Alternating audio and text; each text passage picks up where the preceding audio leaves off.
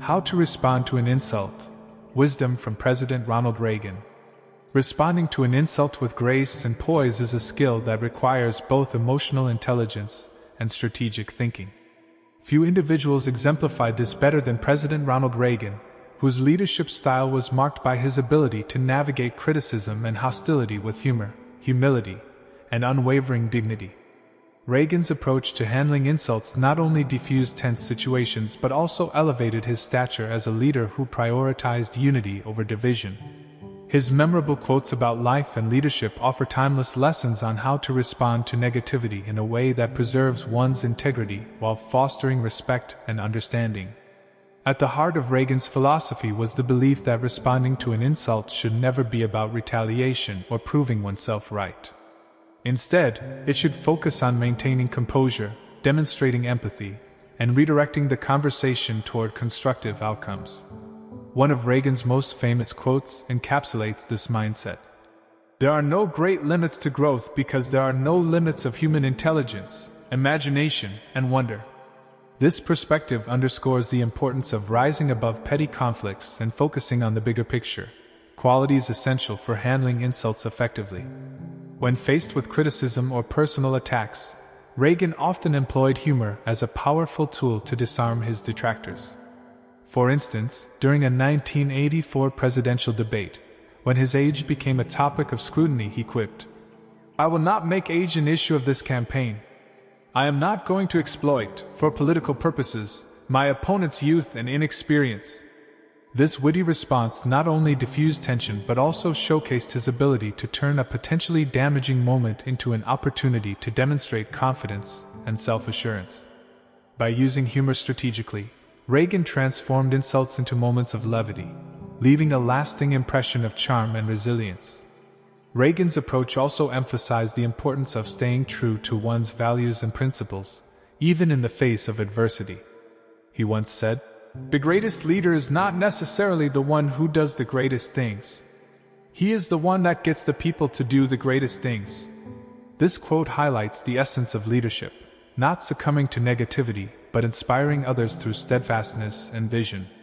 When responding to insults, Reagan understood that reacting defensively or aggressively could undermine one's credibility. Instead, he chose to remain calm, allowing his actions and character to speak louder than any retort ever could. Another cornerstone of Reagan's strategy was his commitment to seeing the good in others, even those who opposed him. He famously remarked, "We can't help everyone, but everyone can help someone." This sentiment reflects his belief in the power of compassion and collaboration, even amidst conflict. When confronted with insults, Reagan often refrained from taking them personally, recognizing that such behavior often stemmed from fear, ignorance, or insecurity.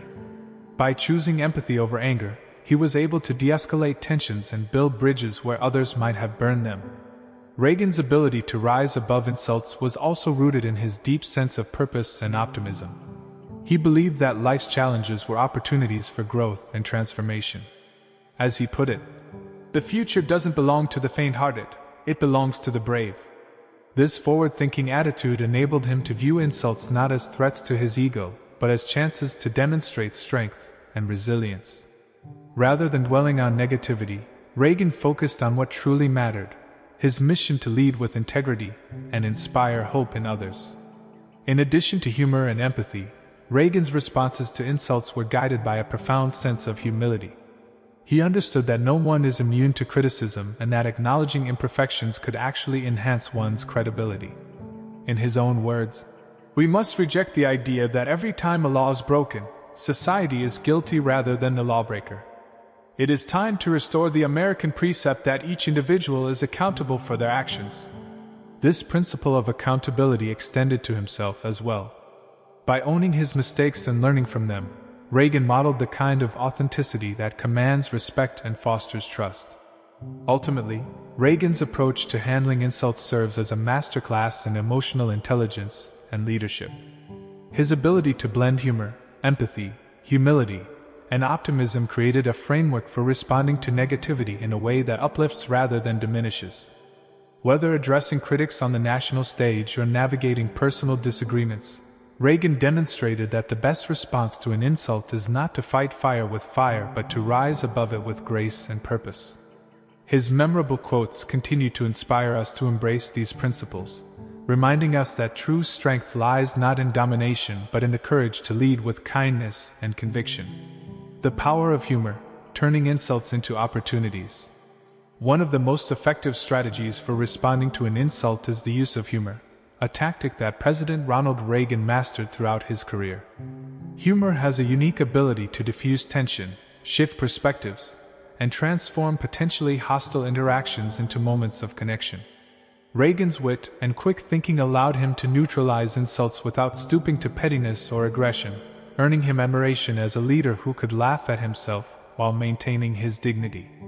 His approach teaches us that humor, when used appropriately, can serve as a shield against negativity, turning insults into opportunities for growth and understanding. Reagan's deployment of humor was not merely about deflecting criticism. It was a deliberate strategy to humanize himself and bridge divides. A prime example of this occurred during a press conference when a reporter questioned whether his age would hinder his ability to govern effectively. Without missing a beat, Reagan responded with characteristic charm.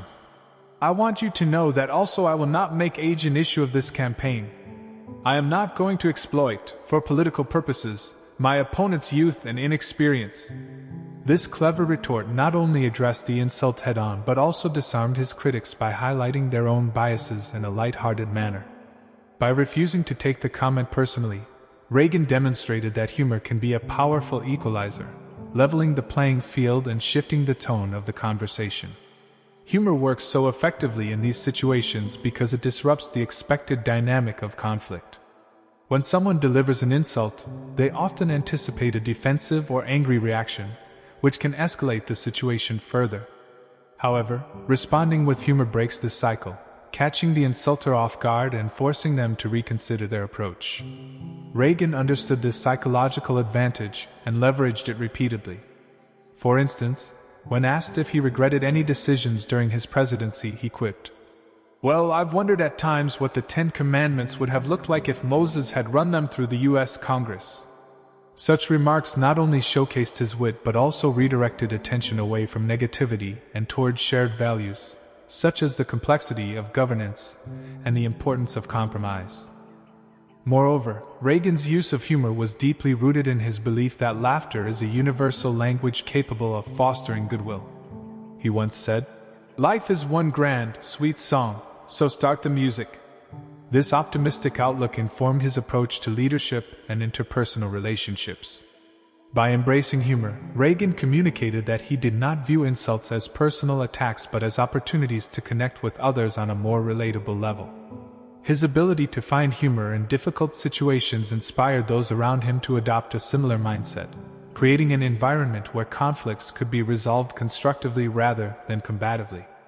However, it is important to note that humor must be wielded carefully to avoid unintended consequences. Reagan's success stemmed from his ability to strike the right balance between levity and seriousness. He never used humor to belittle others or trivialize important issues. Instead, his jokes were inclusive and self-deprecating, designed to bring people together rather than drive them apart. This nuance is crucial when applying humor as a response to insults. It should aim to uplift, not demean. In today's polarized world, Reagan's example offers valuable lessons for anyone facing criticism or hostility. By choosing humor over anger, we can transform insults into opportunities for connection and understanding. Humor reminds us that we are all human, fallible, and deserving of grace. As Reagan demonstrated time and again, the ability to laugh at ourselves and invite others to do the same is one of the most powerful tools we have for navigating life's inevitable challenges with resilience and grace. Empathy over anger, understanding the roots of insults.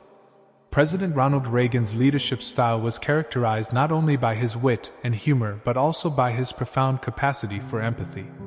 When faced with insults or criticism, Reagan consistently chose to respond with understanding rather than anger, recognizing that behind every harsh word often lies a deeper story of fear, frustration, or misunderstanding. His empathetic approach serves as a reminder that insults are rarely about the person being targeted, They are frequently projections of the insulter's own struggles or insecurities. Reagan's famous assertion, "We can't help everyone, but everyone can help someone," encapsulates this philosophy, emphasizing the importance of compassion and connection in overcoming negativity. Empathy begins with the recognition that people lash out for reasons that extend beyond the immediate interaction. Whether driven by personal pain, external pressures, or miscommunication, insults are often symptomatic of unmet needs or unresolved emotions. Reagan understood this dynamic and refused to take such behavior personally. Instead, he sought to understand the motivations behind the words, viewing them as opportunities to extend kindness rather than retaliate. This mindset is particularly evident in his approach to political adversaries. Despite facing fierce opposition during his presidency, Reagan maintained a reputation for civility and respect, often seeking common ground with those who disagreed with him. His ability to see beyond the surface of insults allowed him to foster dialogue and collaboration, even in the most contentious environments. Reagan's emphasis on empathy was not limited to public discourse. It permeated his personal interactions as well. He believed that leadership, at any level, required the ability to step into another's shoes and view the world through their eyes. This principle is reflected in his statement, "The greatest leader is not necessarily the one who does the greatest things. He is the one that gets the people to do the greatest things." By prioritizing empathy, Reagan inspired others to rise above their differences and work toward shared goals. His willingness to listen and validate others' perspectives created an atmosphere of mutual respect, even in moments of disagreement. Choosing empathy over anger also has practical benefits. Reacting with hostility to an insult often escalates the situation, leading to a cycle of negativity that can damage relationships and reputations. In contrast, responding with empathy disarms the insulter, breaking the cycle and opening the door to resolution. Reagan's approach demonstrates that empathy is not a sign of weakness but a mark of strength. It takes courage to set aside one's ego and seek understanding in the face of provocation. By doing so, we not only preserve our integrity but also model the behavior we wish to see in others. Ultimately, Reagan's legacy of empathy offers a blueprint for navigating insults with grace and wisdom. His example reminds us that behind every insult is a person grappling with their own challenges, and responding with compassion can transform conflict into connection. By choosing empathy over anger, we honor our shared humanity and create opportunities for healing and growth. As Reagan once said, "We must all learn to live together as brothers or perish together as fools." This timeless insight underscores the transformative power of empathy in bridging divides and building a better world. Staying true to your values, integrity amidst criticism. In the face of insults and criticism, one of the most enduring lessons from President Ronald Reagan's leadership is the importance of staying true to one's values. Reagan's unwavering commitment to his principles, even under intense scrutiny, serves as a powerful reminder that integrity is the foundation of resilience. He once said, "The future doesn't belong to the faint-hearted, it belongs to the brave." This quote encapsulates his belief that standing firm in one's convictions, regardless of external pressures, is essential for navigating life's challenges with dignity and purpose. Reagan's steadfastness was evident throughout his presidency, where he faced numerous controversies and criticisms. Yet, he remained resolute in his vision for America, guided by core values such as freedom, optimism, and accountability. When confronted with insults or attacks, Reagan did not allow them to sway him from his path. Instead, he viewed them as tests of character, opportunities to demonstrate that true strength lies in staying grounded in one's beliefs. His ability to rise above negativity while adhering to his principles earned him widespread respect, even among those who disagreed with his policies. A key aspect of Reagan's approach was his refusal to engage in petty disputes or retaliatory behavior. He understood that responding to insults with anger or defensiveness could undermine his credibility and distract from his mission. Instead, he focused on what truly mattered, his goals and the greater good. This principle is reflected in his statement. "We must reject the idea that every time a law is broken, society is guilty rather than the lawbreaker. It is time to restore the American precept that each individual is accountable for their actions." Reagan's emphasis on personal responsibility extended to his own conduct. He held himself accountable to his values, ensuring that his responses to criticism aligned with his broader vision. Staying true to one's values also requires humility, the willingness to acknowledge mistakes and learn from them. Reagan embodied this quality, recognizing that no leader is infallible. When confronted with errors or missteps, he addressed them openly and honestly, reinforcing his credibility and trustworthiness. This transparency demonstrated that integrity is not about perfection but about consistency in striving to do what is right. By owning his imperfections, Reagan modeled a form of leadership that inspires others to reflect on their own actions and uphold their principles. Ultimately, Reagan's legacy teaches us that responding to insults with integrity is about more than defending oneself. It is about preserving one's moral compass.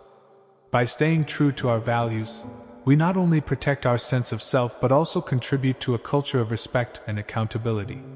As Reagan famously declared, "Freedom is never more than one generation away from extinction."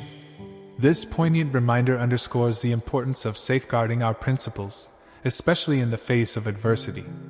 When we respond to insults with integrity, we affirm our commitment to a higher purpose, leaving a lasting impact that transcends the fleeting nature of negativity. Optimism as a shield, rising above negativity with purpose. President Ronald Reagan's unwavering optimism was one of his defining traits, serving as both a personal philosophy and a guiding principle in his leadership. This optimism was not naive or superficial. Rather, it was a deliberate choice to focus on possibilities rather than limitations, even in the face of adversity. Reagan's belief in the transformative power of hope and positivity is perhaps best captured in his iconic declaration. "The future doesn't belong to the faint-hearted, it belongs to the brave." This mindset not only shaped his approach to governance but also provided a framework for responding to insults and negativity with grace and resilience. Reagan understood that insults often stem from fear or pessimism, and his response was to counteract these forces with a vision of progress and possibility. He recognized that dwelling on negativity only amplifies its impact, while optimism creates space for solutions and growth. For instance, during the height of the Cold War, when tensions between the United States and the Soviet Union seemed insurmountable, Reagan refused to succumb to despair. Instead, he championed the idea of a world free from nuclear weapons, coining the phrase, "Tear down this wall," in reference to the Berlin Wall. His bold optimism not only inspired millions but also played a pivotal role in shaping global events, proving that a positive outlook can be a catalyst for change. Optimism, as Reagan practiced it, was not about ignoring challenges or dismissing criticism. Rather, it was about reframing difficulties as opportunities for innovation and improvement. When faced with insults or setbacks, Reagan chose to view them as temporary obstacles rather than insurmountable barriers. This perspective allowed him to maintain his composure and focus on long-term goals, rather than getting bogged down by short-term frustrations. His ability to see the bigger picture reinforced his reputation as a leader who could rise above negativity and inspire others to do the same. Reagan's optimism was also deeply rooted in his faith in human potential. He believed that individuals possess an inherent capacity for greatness, a belief he articulated in statements like, "There are no great limits to growth because there are no limits of human intelligence, imagination, and wonder." This conviction fueled his determination to push boundaries and pursue ambitious objectives, whether in domestic policy or international diplomacy. By focusing on what could be achieved rather than what stood in the way, Reagan demonstrated that optimism is not just a passive attitude but an active force for transformation. For those seeking to emulate Reagan's approach to handling insults, his legacy offers a clear lesson: optimism is a shield against negativity. By choosing to focus on hope and possibility, we can neutralize the sting of criticism and prevent it from derailing our progress. Reagan's example reminds us that the way we respond to adversity defines us far more than the adversity itself. When we meet insults with optimism, we not only protect our mental and emotional well-being but also reinforce our commitment to creating a brighter future. As Reagan once said, "Life is one grand, sweet song, so start the music." This enduring sentiment encourages us to embrace life's challenges with courage and joy, knowing that optimism has the power to turn even the harshest notes into a melody of triumph.